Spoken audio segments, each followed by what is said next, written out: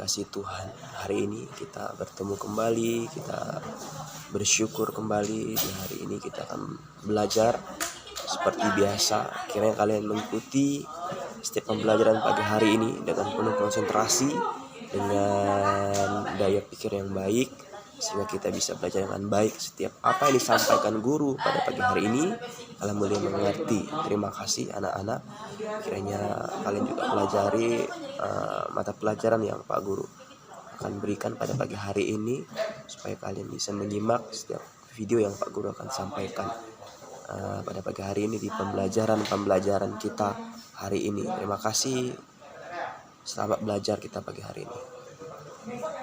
Hari ini anak-anak kita belajar, coba kalian buka di halaman 12 di bagian B, ibadah gereja perdana, gereja mula-mula. Ingatkah kalian peristiwa apakah yang terjadi setelah Yesus terangkat ke surga? Ketika tiba hari Pentakosta, pengikut Yesus mendapat sebuah misi untuk bersaksi tentang Yesus dan pengajarannya. Meskipun tidak hadir secara fisik, mereka memiliki Roh Kudus sebagai penghibur. Roh Kudus adalah penghibur, dalam kurung penolong, untuk melanjutkan dan menerapkan karya keselamatan Kristus. Jadi Roh Kudus sebagai penghibur, dalam kurung penolong. Kisah gereja perdana diceritakan dalam kitab Kisah Para Rasul. Jadi kisah gereja mula-mula, gereja awal pada waktu itu diceritakan dalam kitab Kisah Para Rasul. Kalian boleh melihat sendiri. Kitab kelima dalam Perjanjian Baru. Jadi kitab Para Rasul adalah kitab kelima dalam Perjanjian Baru. Alkitab memiliki dua perjanjian, Perjanjian Lama dan Perjanjian Baru. Jadi kisah Para Rasul berada di Perjanjian Baru. Kiranya kalian mengingat itu. Jadi dalam kisah Para Rasul diceritakan bagaimana Roh Kudus mengubahkan Rasul Petrus, seorang nelayan dari Galilea, menjadi seorang kepala pekabaran Injil.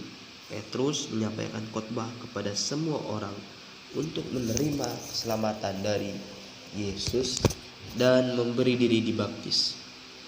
Akhirnya 3.000 orang memberi diri dibaptis. Berapa orang? 3.000 orang memberi diri dibaptis. Kalian harus ingat, mereka inilah jemaat yang pertama, sekumpulan orang-orang yang percaya bahwa Yesus Kristus merupakan Tuhan, Guru, dan Juru Selamat. Jadi ini adalah jemaat awal pada waktu itu. 3.000 orang memberi diri dibaptis ketika mereka sudah menyaksikan khotbah Petrus. Saat Yesus masih di dunia, dia dan murid-muridnya selalu berkumpul di hari pertama setiap minggunya, datang ke ibadah-ibadah di sinagog. Kita sudah belajar apa itu sinagog, ya, tempat ibadah orang Yahudi secara teratur. Tetapi setelah kebangkitan Yesus, murid-murid tidak lagi beribadah di sinagog. Hal ini mendorong murid-murid untuk mengadakan pertemuan mingguan untuk mengingat semua perbuatan Yesus. Itulah yang kemudian dikenal dengan kebiasaan gereja perdana. Jadi murid-murid tidak lagi beribadah di sinagog, tetapi setelah kebangkitan Yesus, murid-murid tidak di sinagog lagi. Hal ini mendorong murid-murid untuk mengadakan pertemuan mingguan setiap minggu. Mereka mengingat semua perbuatan Yesus. Itulah yang kemudian dikenal dengan kebiasaan gereja perdana, gereja awal. Mereka mengadakan pertemuan di rumah-rumah. Mereka bertekun dan mendengarkan pengajaran firman yang dibawakan Rasul Paulus. Mereka berkumpul untuk berdoa, bersatu, dan menjalin ikatan persaudaraan yang erat. Segala kepunyaan mereka adalah kepunyaan bersama. Mereka berkumpul tiap hari dalam bait Allah, memecahkan roti bersama, bergembira bersama. Jadi kalian tahu bahwa inilah proses terjadinya awal gereja terjadi, gereja mula-mula, di mana setelah Yesus terangkat ke surga, Roh Kudus turun ke atas mereka. Disebutlah itu hari Pentakosta. Jadi Pentakosta adalah hari di mana Roh Kudus turun. Jadi ketika Yesus terangkat ke surga, inilah awal mula gereja pada awalnya. Yang pertama, mereka mengadakan ibadah di sinagog, tetapi tidak lagi mereka beribadah di tempat-tempat pertemuan. Seminggu sekali mereka beribadah, mereka bernyanyi, mereka berdoa. Jadi inilah proses awalnya terjadinya gereja di dunia ini.